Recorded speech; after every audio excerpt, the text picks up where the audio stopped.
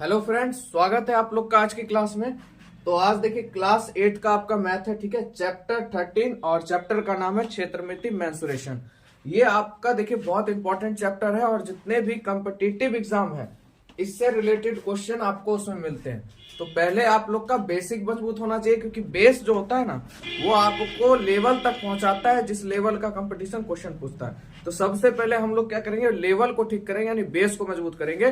तो आज आप लोग बहुत सावधानी पूर्वक और ध्यान पूर्वक वीडियो को देखिएगा, ठीक है। सबसे पहले अगर बात करें बाबू वर्ग की, वर्ग के बारे में आपको पता है क्या है? वर्ग का चित्र किस तरह होता है? ये देखिए, ये आपका क्या हो गया, वर्ग हो गया। ये आपको पता है सभी कितने डिग्री कोण बना रहे हैं? चारों कोने 90 डिग्री का कोण बनता है, ठीक है। यहां तक कोई दिक्कत? और इसकी सभी भुजा आपस में क्या होती है, बराबर होती है। ऑल साइड्स आर इक्वल, यानी वर्ग की सभी भुजा क्या होती है, आपस में बराबर होती है। यहां तक कोई दिक्कत नहीं। अब देखिए, अगर ये भुजा ए है, जब हमने बोला कि सभी भुजा आपस में क्या होती है, बराबर होती है, तो ध्यान दीजिएगा ये ए है तो ये भी ए होगा, ये भी ए होगा और ये भी ए होगा। कोई दिक्कत? अब इससे रिलेटिव दो चीज आपको जानकारी चाहिए। एक, पहला आपको परिमाप, ठीक है। पहला क्या चीज चाहिए, परिमाप चाहिए। दूसरा आपको चाहिए क्षेत्रफल, ठीक है। दूसरा आपको चाहिए क्षेत्रफल। भाई इस दोनों का जानकारी आप लोग को वर्ग में होना चाहिए, ठीक है। अब देखिए परिमाप का मतलब क्या होता है, ठीक है। अगर आपको फॉर्मूला नहीं याद है, डायग्राम तो याद होगा, वर्ग का डायग्राम क्या है, वर्ग का चित्र क्या है। तो यहां पे ध्यान दीजिएगा, परिमाप का मतलब क्या होता है, पूरा माप। यानी आप यहां से अगर चलना शुरू कीजिएगा, यहां से तो ऐसे ऐसे ऐसे ऐसे चलते आपको कहा ना, यहां तक। यानी आपने यहां से यहां तक पूरा इसका क्या कर लिया, मेजर कर लिया, यानी माप लिया। तो आप यहां से यहां बढ़े, क्या था, ए था। यहां से फिर इधर से इधर बढ़े, क्या गोए हो गया, 2a हो गया। फिर इधर बढ़े, क्या गोए हो गया, 3 गोए। फिर इधर बढ़े, क्या गोए हो गया, 4a। तो ये आपका फॉर्मूला बनकर तैयार हो गया। यानी वर्ग का परिमाप क्या हो जाएगा बाबू, 4a। बोले कोई दिक्कत समझने में? चलिए अब क्षेत्रफल की बात करते हैं। तो देखिए इसमें इक्के को भुजा है ना। इस साइड सब साइड में एक ही भुजा है, तो क्या हो जाएगा इसका क्षेत्रफल, ए स्क्वायर, ठीक है। क्षेत्रफल का भी डिटेल और जानेंगे, ठीक है। तो अभी आपने मेजरमेंट सीखा किसका, परिमाप का और क्षेत्रफल का। बोली कहीं से समझने में दिक्कत आप लोग को? वर्ग का परिमाप आपका 4a हो गया, क्षेत्रफल हो गया ए स्क्वायर, या इसको हिंदी में कहते हैं बाबू भुजा स्क्वायर। क्या कहते हैं, भुजा स्क्वायर। तो ये आपने वर्ग सीखा, ठीक है। चलिए इसके बाद हम लोग आयत देखेंगे। इसके बाद हम लोग देखते हैं अगले डायग्राम को। तो ये देखिए, ये इस तरह से हो गया आपका। इसको क्या कहते हैं बाबू, आयत कहते हैं, इंग्लिश में इसको रेक्टेंगल कहते हैं, ठीक है। देखिए इसके आमने और सामने की भुजा क्या होती है, आपस में बराबर होती है। ये भी 90 डिग्री होगा, 90 डिग्री का कोण। देखिए सीधा अपने हाथ को ऐसे रखिए, इस तरह का जो भी कोण बनेगा यहाँ पे, ठीक है, वो कैसा होगा, 90 डिग्री होगा, है ना। वो कैसा होगा, 90 डिग्री होगा।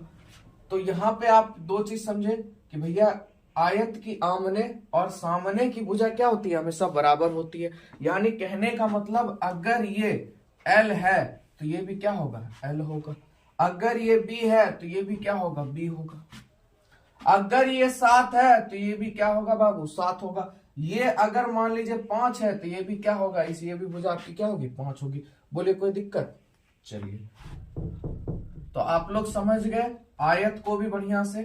अब देखिए इसमें भी आपको, इस चैप्टर की मैं बात कर रहा हूँ 8 क्लास की, इसमें आपको बस 2 ही से काम है। फिर आगे आगे जैसे जैसे आपका 9th में आइएगा, 10th में, तो फिर विकर्ण आ जाता है, उसके बारे में भी जानेंगे, ठीक है। तो इसमें भी आपको 2 चीज चाहिए भैया। क्या चाहिए, परिमाप और क्षेत्रफल की जानकारी। अब ध्यान दीजिएगा, यहां से आप चलना परिमाप मतलब मैंने क्या बताया आपको, पूरा माप। अब यहां से आप चलिए, L आया, है ना। ध्यान समझिएगा, क्या आया भाई, L आया। फिर आप यहां से चले, क्या आया, B आया। जुटेगा ना, जुटते चल जाएगा। फिर यहां से आप यहां चले, फिर क्या आया, L आया। फिर यहां से आप लोग यहां चले तो क्या आया, B आया। बोले कोई दिक्कत? तो अब इसको जोड़िए, क्या गो L बाबू, 2 गो L प्लस क्या गो B, 2 गो B। अब इस दोनों से कॉमन 2 आ रहा है, 2 निकाल लेंगे तो ब्रैकेट में बचेगा L प्लस B। देखिए फॉर्मूला बन के तैयार हो गया। यानी आयत का परिमाप आपका क्या होता है, 2 इंटू एल प्लस बी। अगर आपको फॉर्मूला याद नहीं है, आयत का चित्र आपके दिमाग में तो आ गया होगा, भैया ये एल है तो ये भी एल, यानी ये 10 तो ये भी 10, इतना तो आप लोग समझ गए। ये भुजा और ये भुजा भी आपस में बराबर होती है। फॉर्मूला नहीं याद है, मान लीजिए 5 है, ये 3 है, ये दिया हुआ, तो आप खुद ब खुद जोड़ सकते हैं। 5 3 8, इसका मतलब ये भी 5 होगा, है कि नहीं? ये 5 तो ये भी 5, ये 3 तो ये भी 3, जोड़ सकते हैं। 5 5 10, 3 13, 3 आपका 16, आराम से हो गया। अब इसको फॉर्मूला पे अगर आप रखिएगा तो भी आसानी है। फॉर्मूला बनता किस लिए? कैलकुलेशन को कम करने के लिए, ठीक है। लंबाई कितना है बाबू? 5 है, प्लस चौड़ाई कितना है? 3 है, 2 गुने 5 3 8 हो गया, 8 दूनी देखिए आपका 16 हो गया, है ना। क्षेत्रफल की बात करें तो लंबाई और चौड़ाई आ रहा है, यानी आयत का क्षेत्रफल आपका क्या हो जाएगा? लंबाई, और लंबाई गुने चौड़ाई। बोले कोई दिक्कत? दोनों चीज आप लोग समझ गए, वर्ग समझ गए, आयत समझ गए। अब त्रिभुज थोड़ा सा देख लेते हैं, उसके बाद वृत्त, तब एक्सरसाइज देखेंगे। अगला हम लोग जानेंगे त्रिभुज, ठीक है। यानी 3 रेखा खंडों से घिरी आकृति को क्या कहते हैं बाबू? त्रिभुज कहते हैं, त्रिभुज है, ठीक है। अब इसमें देखिए, इसमें भी हमको 2 चीज जानना भैया, एक आपका परिमाप, एक हम लोग का क्या चीज चाहिए? क्षेत्रफल। ये दोनों चीज की जरूरत है ना त्रिभुज में। तो भैया आपने जाना त्रिभुज में क्या भुजा? 3 भुजा हो गई। मान लेते हैं ये ए हो गया, ये बी हो गया, और ये क्या हो गया? सी हो गया। तो परिमाप का मतलब क्या होता है बाबू? पूरा मापना। आप यहां से चलिएगा तो क्या आएगा? ए आएगा, फिर इधर बढ़िएगा तो क्या होगा? बी आएगा, फिर इधर बढ़िएगा तो क्या आएगा आपका? सी आएगा। यानी परिमाप का मतलब तीनों भुजाओं का योग हो गया, यानी त्रिभुज का परिमाप हो जाएगा आपका ए प्लस बी प्लस सी हो जाएगा। या तो कभी कभी ऐसा रहता है ए बी और सी होता है, तो इसमें अगर आप देखिएगा ए बी सी है तो कैसे होगा? ए बी, पहला भुजा तो ये हो गया आपका ए बी, और फिर अगली भुजा बी सी, और उसके बाद अगली भुजा ए सी। तो ये हो गया आप लोग का त्रिभुज का परिमाप। क्षेत्रफल की बात करें बाबू, 1/2 गुने आधार गुने ऊंचाई,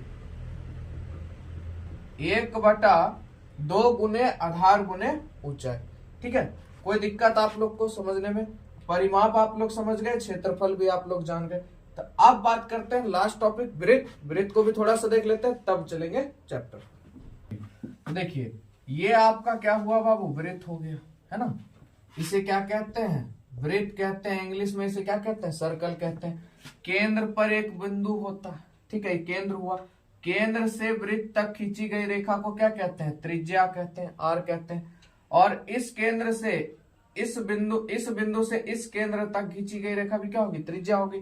यानी कहने का तात्पर्य आप यहाँ पे समझिएगा, एक वृत्त पे आप जितना चाहे उतना आप त्रिज्या खींच सकते हैं, याद रखिएगा, जितना चाहे उतना आप त्रिज्या खींच सकते हैं। अगर व्यास की बात करें तो देखिए व्यास क्यों हुआ? ये देखिए ये केंद्र है, आप ये देखिए व्यास का मतलब यही हुआ ना आपका, इस तरह से। ये देखिए, तो देखिए अब ये सब आपकी क्या है? व्यास के टाइप की रेखा। अब समझिएगा, केंद्र से इस बिंदु ये वृत्त तक खींची गई रेखा, ये भी आर और ये भी इधर आर, तो ये दोनों मिलके कितने हो गए? 2r। तो इसको नाम दे दिया 2r हो गया, इसको नाम दे दिया गया क्या? d। अब देखिए क्या ये रेखा d होगी? नहीं होगी। क्यों? केंद्र से वृत्त तक खींची गई रेखा। बाकी कोई भी देखिए यहां जैसे जितना आप नीचे आइएगा रेखा उतना कम होते जा रहा है, हो रहा है, तो व्यास की गिनती में नहीं आएगा, याद रखिएगा। तो अगर आपसे क्वेश्चन पूछ दे, ध्यान समझिएगा, एक वृत्त में क्या को व्यास खींच सकते हैं, ठीक है, इसको आप लोग को बताना है आप क्या व्यास खींच सकते हैं, ठीक है। चलिए वृत्त की बात पे आते हैं। तो ये आपकी त्रिज्या हो गई, समझ गए, त्रिज्या बहुत सारी हम खींच सकते हैं, ठीक है। अब देखिए इसमें भी हम लोग को 2 चीज जानना है, एक जानना है परिधि, ठीक है, और एक होता है क्षेत्रफल। अगर वृत्त की बात करें तो पाई एक ऐसी संख्या है जो भैया इसके साथ आना ही आना है, पाई इसके साथ लग जाएगा, ठीक है। अब देखिए कभी कभी परिधि के बदले बाबू परिमिति लिखा रहता है, परिणीति चोपड़ा नहीं, ठीक है, परिमिति, परिधि, परिमाप, ये तीनों चीज का मतलब बाबू एक ही होता है, यानी पूरा माप, ठीक है। परिधि कहिए, परिमाप कहिए, परिमिति कहिए, तीनों का मतलब क्या है, पूरा माप। तो परिधि यानी वृत्त की परिधि की अगर बात करें तो क्या होता है, त्रिज्या कितनी है बाबू, 2 है, और साथ में क्या लग जाएगा, पाई, तो क्या बन गया 2 पाई आर। यानी परिधि क्या होता है, फॉर्मूला वृत्त की परिधि का 2 पाई आर। क्षेत्रफल की बात करें बाबू तो पाई आर स्क्वायर। बोले कोई दिक्कत आप लोग को समझने में, क्षेत्रफल समझ गए, परिधि समझ गए, परिमिति भी इसी को कहते हैं, परिमाप भी इसी को कहते हैं, सब चीज आप लोग जान गए। ठीक है, चलिए अब क्वेश्चन पे चलते हैं। तो अब बढ़ते हैं हम लोग एक्सरसाइज की तरफ, एक्सरसाइज 13.1। ठीक है, देखिए पहला क्वेश्चन कहता है आकृति में एक आयतकार, ये हो गया आपका आयतकार, ठीक है, और एक वर्गाकार, ये हो गया आपका वर्गाकार, खेल के मैदान के माप दिए गए, यदि इनके परिमाप समान है तो किस मैदान का क्षेत्रफल अधिक होगा। यानी कहने का मतलब इसका परिमाप और इसका परिमाप, दोनों का परिमाप क्या है, सेम है, तो क्षेत्रफल किसका अधिक होगा। ठीक है, तो हमको यहाँ किस चीज की जरूरत है बाबू, क्षेत्रफल से जरूरत है। ठीक है, क्षेत्रफल का काम है, तो क्या करेंगे, वर्ग का क्षेत्रफल निकालेंगे सबसे पहले। तो वर्ग का क्षेत्रफल बराबर क्या होता है बाबू, ए स्क्वायर। और देखिए ये अगर 80 है तो ये भी 80 है, इसका मतलब 100% ये क्या है, वर्ग है। यानी ए का मान कितना है बाबू, 80 है, तो 80 का स्क्वायर करेंगे। ठीक है, तो देखिए 80 80 64 हो गया, और 0 को कितने बार कर दे भाई, 2 बार, तो ये हो गया 6400 मीटर स्क्वायर। ये निकल गया किसका, वर्ग का क्षेत्रफल। अब बात करते हैं आयत के क्षेत्रफल की। तो आयत का क्षेत्रफल आपका क्या होता है, लंबाई गुने चौड़ाई होता है। तो देखिए बाबू लंबाई कितनी है, 100 है, चौड़ाई कितनी है आपकी 60 है। अब देखिए 6 कम 6 कितना, 0, 1 2 3, 1 2 3, इसका आ गया बाबू आप लोग का 6000 मीटर स्क्वायर, और इसका आ गया 6400 मीटर स्क्वायर। तो बताइए दोनों में से क्षेत्रफल किसका ज्यादा होगा, तो वर्ग का होगा, 100% किसका होगा, वर्ग का। ठीक है, समझ गए आप लोग। चलिए अगला क्वेश्चन। चलिए बाबू प्रश्न संख्या 2 देखते हैं। कहता है विमला के पास एक आयतकार प्लॉट है। चलिए भैया विमला पैसे वाली है, उसके पास एक आयतकार प्लॉट है। ठीक है, वह प्लॉट के बीच में एक वर्गाकार घर बनाना चाहती है। ये प्लॉट है, देखिए इस तरह का प्लॉट है, वो सोच रही है भाई बीच में मुझे क्या चाहिए, घर चाहिए। ठीक है, मतलब ये क्या बनाना चाहती है, इसको घर बनाना चाहती है। देखते हैं भाई, हम लोग भी बनाएंगे, है ना। तो घर के चारों ओर फुलवाड़ी लगानी है। अब ये जो स्पेस बचा है इधर, ये जो आपका स्पेस है इधर, क्या करना है, फुलवाड़ी लगाना है इस पूरे स्पेस में। घर बीच में हो गया, चारों तरफ फुलवाड़ी चाहिए, है ना। तो कहता है 40 रुपए प्रति वर्ग मीटर की दर से कितने रुपए खर्च होंगे। आपको बताना है फुलवाड़ी में कितना रुपया खर्च होगा। तो सबसे पहले फुलवाड़ी कितना लगेगा, पहले ये जानना जरूरी है, कितना कहां से कहां तक लगेगा ये आपको पता होगा तब ना मीटर में, कि हाँ भाई कितना मीटर ये लगेगा, तब उस हिसाब से आप रुपया दीजिएगा। सबसे पहले हम लोग क्या करते हैं, घर का क्षेत्रफल निकाल लेते हैं। उसके बाद क्या करेंगे, ये क्या है बाबू, एक प्रकार का आयत है, क्योंकि ये 60 है तो ये क्या है, 80 है, ये आयत है। और ये 40 दिया, इसका मतलब 100% क्या है, ये वर्ग है। कोई दिक्कत आप लोग को, कोई दिक्कत नहीं आप लोग को। तो क्या करेंगे हम लोग, घर पहले क्या करते हैं, घर का क्षेत्रफल निकाल लीजिए आप लोग। आप किसी का भी निकाल सकते हैं, पहले इसका निकाल लीजिए प्लॉट का, कोई दिक्कत नहीं है। घर का क्षेत्रफल, घर क्या है बाबू, वर्ग है, वर्ग का क्षेत्रफल क्या होता है बाबू, ए स्क्वायर। यानी ए का मान कितना है बाबू, 40 का स्क्वायर। देखिए 4 चौक 16 होता है, 0 क्या बार, 2 बार, मीटर स्क्वायर। देखिए ये निकल गया आपका किसका, घर का क्षेत्रफल। यानी घर भाई 1600 मीटर में है ना, घर का क्षेत्रफल कितना है, 1600 है। अब निकालते हैं प्लॉट का क्षेत्रफल। प्लॉट का क्षेत्रफल, देखिए बाबू प्लॉट क्या आपका आयत है, और आयत का क्षेत्रफल क्या होता है, लंबाई गुने चौड़ाई। तो लंबाई गुने चौड़ाई, तो लंबाई कितनी है, 80 है बाबू, चौड़ाई कितनी है, 60। तो देखिए 8 6 48, और 0 कितना है, 2 है, मीटर स्क्वायर। तो अब आप ये चीज देखिए कि भैया प्लॉट 4800 मीटर में है, और उसमें घर कितने का बना है, 1600 का। तो अब फुलवाड़ी घर बन गया 1600 में, टोटल स्क्वायर फीट आपके पास 48, तो इसको इसमें घटा दीजिएगा तो ये स्पेस आपका मिल जाएगा, मिलेगा कि नहीं मिलेगा। ये घर आपका बन गया पूरा, इतना मकान है, ये प्लॉट है, इतना वो घर है। इस प्लॉट में इसको घटा देंगे, इस घर को इस प्लॉट में, तो आपको यही ना मिलेगा। और इसी में आपको क्या लगाना है, फूल लगाना है, लगाना है कि नहीं लगाना है। समझ में आया बात आप लोग को। तो क्या करेंगे हम लोग, फुलवाड़ी का क्षेत्रफल निकाल लेते हैं। तो यहाँ फूल वाड़ी का क्षेत्रफल आपका क्या हो जाएगा, 4800 में से आप लोग क्या कीजिएगा, 1600 माइनस कर दीजिएगा। 0 0 8 में से 6 गया, 2 हो जाएगा 3, यानी 3200 मीटर स्क्वायर बचा आपके पास स्पेस। ये स्पेस आपके पास कितना बचा, 3200। ये आपका कितना का है, 1600। ये पूरा कितना है आप लोग का, 4800 का। आपको क्या पूछ रहा है यहाँ पे, ध्यान दीजिए, घर के चारों ओर फुलवारी, घर के चारों ओर ये स्पेस में लगाना है, ठीक है। तो भैया 40 रुपए प्रति वर्ग मीटर ले रहा है, यानी 1 मीटर स्क्वायर का ले रहा है 40 रुपया। और आपको फूल कितने मीटर में लगाना है, 3200 में। तो 3200 मीटर स्क्वायर बराबर क्या करेंगे, 3200 गुने 40। देखिए 0 क्या गो बाबू, 3 गो, 3 गो 0 लिख दीजिए। 4 से गुना करना, 4 दूनी 8 और 4 तिया 12, यानी कितना रुपया लगेगा भैया, 128,000। यही पड़िएगा का, कितना पड़ जाएगा, कितना पड़ जाएगा, तो 1,28,000 रुपया। ठीक है, बहुत बच्चे क्या करते हैं 128,000 भी पढ़ देते हैं, तो गलती नहीं कीजिएगा, 1,28,000 रुपया पड़ेगा इतना दूर आपको फूल लगाने में। ठीक है, तो आप लोग को हो सकता है कहीं से कोई दिक्कत नहीं, बढ़िया से समझ गए होंगे। चलिए अगला क्वेश्चन देखते हैं। चलिए अगला क्वेश्चन नंबर आप लोग का 3 है। कहता है अमरेश अपने घर के आंगन में ईंट बिछवाना चाहता है। अमरेश है, वो अपने घर के आंगन में ईंट बिछवाना चाहता है यदि आंगन की लंबाई 20 मीटर और चौड़ाई 15 मीटर है। ध्यान दीजिएगा, लंबाई 20 है और चौड़ाई 15 मीटर है, तथा ईंट की लंबाई 25 है और 80 सेंटीमीटर है। देखिए यहां पर ये आपको मीटर में दिया है, कारण क्या है, क्योंकि भैया आंगन है, आंगन बड़ा होता है ना। ये आंगन हो गया इस तरह से, और इसमें ईंट बिछवाना है उसको इस तरह से, है ना। इस तरह से ईंट बिछता है ना आंगन के अंदर। देखिए इस तरह से ईंट बिछेगा, समझ लीजिए आप। ठीक है, ऐसे ऐसे पूरा ईंट से एकदम भर जाएगा।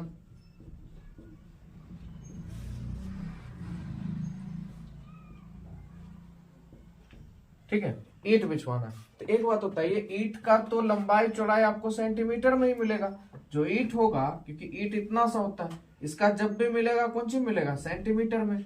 और आपका जो ये आंगन है इसका किसमें मिला आपको, मीटर में। आपको मन है इसको सेंटीमीटर में बदल दो या इसको मीटर में बदल दो, किसी भी वैल्यू को आप चेंज कर सकते हैं। इसके लिए आपको पता होगा 1 मीटर बराबर होता है 100 सेंटीमीटर। कितना होता है, 100 सेंटीमीटर। अब देखिए 25 सेंटीमीटर है, इसको मीटर में बदलेंगे तो क्या करेंगे, गुना करेंगे, यानी 1 मीटर बराबर 2500 सेंटीमीटर है कि नहीं। तो आप यहां पे देखिएगा ये 20 मीटर है, इसको सेंटीमीटर में बदलेंगे कितना हो जाएगा, 100 से गुना होगा कि नहीं होगा। ठीक है, तो देखिए यहां पे सीधा बात है, जैसे 2 मीटर बराबर 200, जितना पूछेगा आपको उतना सेंटीमीटर में। तो ये सेंटीमीटर में है, इसको मीटर में हम नहीं लेके जाएंगे, क्या करेंगे, इसको ही सेंटीमीटर में ले जाएंगे। ठीक है, यानी ध्यान दीजिएगा यहां 20 मीटर है, तो 20 और 100 से गुना कीजिएगा, यानी 2 0। अब ये कितना हो गया, 2000 सेंटीमीटर। बोले कोई दिक्कत, क्योंकि 1 मीटर बराबर 100, तो 2 मीटर बराबर 200, तो 20 मीटर बराबर 2000 है कि नहीं।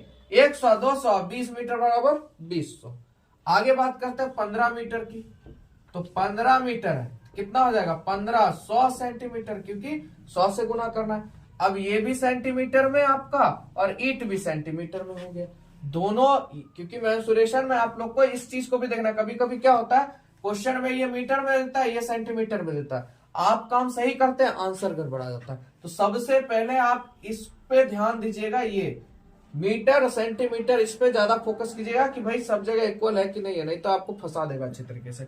अब आपके सामने सब चीज है। अब देखिए यहां कह रहा है कि भैया ये आंगन है, इसमें ईंट बिछाना है, तो क्या करेंगे बाबू, तो इसका क्षेत्रफल निकालेंगे और ईंट का क्षेत्रफल निकालेंगे, यही काम करेंगे। अब इसका जो क्षेत्रफल होगा, ध्यान समझिएगा, और ईंट का क्षेत्रफल होगा, इससे जब हम इसके क्षेत्रफल को डिवाइड करेंगे तो हमको पता चल जाएगा कितने ईंट लगेगी। समझ गए। तो ईंटों की संख्या डायरेक्ट निकालते हैं, तो ईंटों की संख्या बराबर क्या हो जाएगा, ईंट कहाँ लग रहा है? आंगन में। तो आंगन का क्षेत्रफल बटा ईंट का क्षेत्रफल, आंगन का क्षेत्रफल बटा ईंट का क्षेत्रफल। तो आंगन का क्षेत्रफल यानी आंगन क्या है? आयत है, और आयत का क्षेत्रफल क्या होता है? लंबाई गुने चौड़ाई। तो क्या भैया 2000 गुने 1500, और ईंट भी आपका क्या है? आयत है। तो आयत का क्षेत्रफल लंबाई गुने चौड़ाई तो क्या है? 25 और 80 है। तो ये 25 हो गया और ये आपका 80 हो गया। बोले कोई दिक्कत? ये देखिए ये जीरो से ये जीरो क्या हो गया? खत्म हो गया। ध्यान समझिएगा। 25 चौक 100, तो 25 अठे 200, 80 बचा। ये यहां से काट दीजिए कितने बार में? 10 बार में। इधर बचा 150 और इधर 1 जीरो। तो कितने ईंट लगेंगी? 1500 ईंटें लगेंगी। कितने लगेंगी बाबू? 1500 ईंटें। बोले कोई दिक्कत आप लोग को समझने में? कहीं से आराम से आप लोग समझ गए होंगे। चलिए अब चलते हैं क्वेश्चन नंबर 4 की तरफ। अगला क्वेश्चन है, कहता है क्वेश्चन नंबर 4, एक त्रिभुजाकार खेत का क्षेत्रफल 600 वर्ग मीटर दिया हुआ। त्रिभुज का क्षेत्रफल आपको 600 वर्ग मीटर है, ऊंचाई आपके पास 60 है। तो कहता है उस खेत का आधार ज्ञात करें। ठीक है, उस खेत का क्या ज्ञात करें बाबू? आधार ज्ञात करें। तो आपको पता है त्रिभुज का क्षेत्रफल बराबर क्या होता है बाबू? 1/2 गुने आधार गुने ऊंचाई। तो देखिए क्षेत्रफल आपके पास कितना है? 600 है। देखिए कुछ कर रहे हैं, जैसे क्वेश्चन ने कहा उसी तरह चल रहे हैं हम लोग। 1/2 गुने आधार आपको पता है? नहीं है, आधार ही हमको निकालना है। तो बी। एच आपके पास कितना है बाबू? 60 है। कोई दिक्कत? इसको इससे काट दें, 30 बार में खत्म हो जाएगा। तो देखिए इधर बचा 600, इधर बचा 30 एकम 30 यानी 30 बी। देखिए 30 गुना में इधर आएगा तो भाग में, यानी बी बराबर लिख सकते हैं 600 बटा 30। ये और ये खत्म हो गया, ये 3 दूनी 6, यानी बी का मान कितना? 20 मीटर। यानी आधार कितना हो गया बाबू आप लोग का? 20 मीटर। बोले कोई दिक्कत समझने में? चलिए देखते हैं हम लोग 5 नंबर क्वेश्चन। कहता है एक धावक को कम से कम दूरी तय करने के लिए, ठीक है, किस आकृति पर चक्कर लगाना चाहिए? कोई धावक है, उसको ये दिया गया भाई तुम इस पे दौगो, तुम इस पे चलो, तुम इस पे चलो। इस तीनों में पूछ रहा भैया सबसे कम चक्कर सबसे कम दूरी किसमें तय करनी पड़ेगी? सबसे कम दूरी आपकी किसमें तय करनी पड़ेगी इस तीनों में से? तो आपको क्या करना है भैया? ये तो वृत्त हो गया, ये भी वृत्त हो गया, यहाँ पे अर्धवृत्त है और ये त्रिभुज है ना, इस तरह से। तो हमको इस तीनों का भैया क्या निकालना पड़ेगा? परिमाप। क्योंकि वो क्या कर रहा है यहाँ पे देखिएगा, कम से कम दूरी तय करना, यानी दूरी तय करने का मतलब क्या? चलेगा, पूरा चलेगा, यानी पूरा मापना पड़ेगा तब ना चल पाएगा। बताएगा हाँ मैं इतना दूर चला, तो पूरा माप चाहिए। पूरा माप के लिए हमको सबका क्या निकालना पड़ेगा? परिमाप। चलिए तो यहां हो जाएगा बाबू आप लोग का वृत्त की परिधि कहिए, परिमाप कहिए, सब एक ही होता है।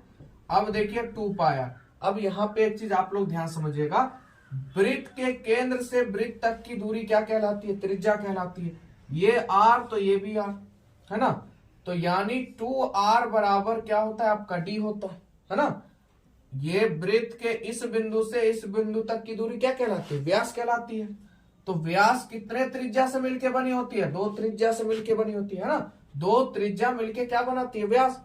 तो त्रिज्या बराबर क्या हो जाएगा? व्यास का आधा करेंगे तो क्या मिल जाएगा हमको? त्रिज्या। तो ये 42 है, तो बताइए त्रिज्या कितना होगा? 21 होगा। तब ना ये भी 21 कितना हो गया? 42। तो हमको त्रिज्या से मतलब है त्रिज्या कितना आ गया? 21। कोई दिक्कत? चलिए 2 × 22/7 गुने 21, ये 3 बार में खत्म हो जाएगा बाबू। 3 दूनी 6, यह काम कीजिए, 3 दूनी 6, 6 दूनी आपका 12 बचा 1, 6 दूनी 12 1 13, 132 मीटर। चलिए आगे देखते हैं। अब देखिए प्रश्न इसको बी को देखेंगे तो ये आपको किस टाइप का लग रहा है? आइसक्रीम जैसा लग रहा है, देखिए तो, है ना, आइसक्रीम 5 रुपए वाला। अब देखिए इस आइसक्रीम का राज हम लोग जानते हैं। तो इस आइसक्रीम पे जो गोला डाला हुआ है, ये कैसा गोला है? अर्ध गोला है, ठीक है। और ये नीचे का जो है कोण बन रहा है, ये क्या बना रहा है? त्रिभुज बना रहा है। तो बाबू हम लोग को 2 चीज की जरूरत है, एक आपका त्रिभुज का परिमाप और एक अर्धवृत्त का परिमाप। तो अर्धवृत्त का परिमाप तो होता है कि नहीं होता है? ठीक है। तो वृत्त का परिमाप तो होता ही है, उसका आधा कर दीजिए अर्धवृत्त का परिमाप, निकल गया फॉर्मूला। फॉर्मूला याद रखिए या डायरेक्ट आप ऐसे कर सकते हैं, क्योंकि देखिए वृत्त की परिधि या परिमाप की बात करें तो 2 पाई आर, पूरे वृत्त की परिमाप की बात करें तो 2 पाई आर, अर्धवृत्त की बात हो रही है यानी आधे वृत्त की, तो 2 पाई आर को 2 से भाग कर दीजिए, कितना हो जाएगा पाई आर, है ना। चलिए तो देखिए यहां पर अगर हम देखते हैं, पहले त्रिभुज की बात करते हैं। तो त्रिभुज का जब हम परिमाप निकालेंगे तो आपको मैंने बताया है तीनों भुजाओं का योग, तो 14 प्लस 14 बाबू प्लस 14, तो कितना हो जाएगा 42 मीटर, ये त्रिभुज का निकल गया। अब क्या लेना है हमको, अर्धगोले का, ये क्या है अर्धगोला है ना, का परिमाप अगर हम लेते हैं तो क्या होता है, पूरे गोले का परिमाप क्या होता है, चलिए अर्धगोला मत लीजिए, इससे बढ़िया आप लोग सीधा ध्यान रखिए वृत्त की परिधि, ठीक है, ज्यादा कंफ्यूजन में नहीं रहना। वृत्त की परिधि, तो वृत्त की परिधि कितनी है आपकी 2 पाई आर, और यहाँ पे वृत्त कैसा है आधा है, तो 2 से भाग कर दीजिए, ये और ये खत्म हो गए, सिर्फ क्या बचा पाई और आर। तो पाई का मान 22/7, आर का मान कितना है आपका, अब देखिए यहां से यहां तक की दूरी कितनी है 14 है, यानी व्यास है, अगर परिमाप की बात करें तो सॉरी त्रिज्या की बात करें तो कितना हो जाएगा 7 हो जाएगा, है ना। व्यास 14 है तो त्रिज्या कितनी होगी 7, अगर त्रिज्या 7 है तो व्यास कितना होगा 14, त्रिज्या 5 है तो व्यास कितना होगा 10, अगर 10 व्यास है तो त्रिज्या कितनी होगी 5, ठीक है, कोई कंफ्यूजन नहीं। ये 7 का 7, 7 खत्म, कितना हो गया 22, तो टोटल परिमाप कितना हो गया आपका, इधर 42 मीटर और इधर आपका 22 मीटर, तो 2 2 4, 4 2 6, यानी 64 मीटर, है ना। तो ये आपका निकल गया भैया इस पूरे का 64। अब देखिए देखने में लग रहा था यार सबसे ज्यादा तो इसी में राउंड लगेगा, पर देखिए अब किसमें कितना राउंड करना, कितनी दूरी तय करनी है, इसमें 132 दूरी चलना पड़ेगा, पर इसमें 64 मीटर हमको चलना पड़ेगा।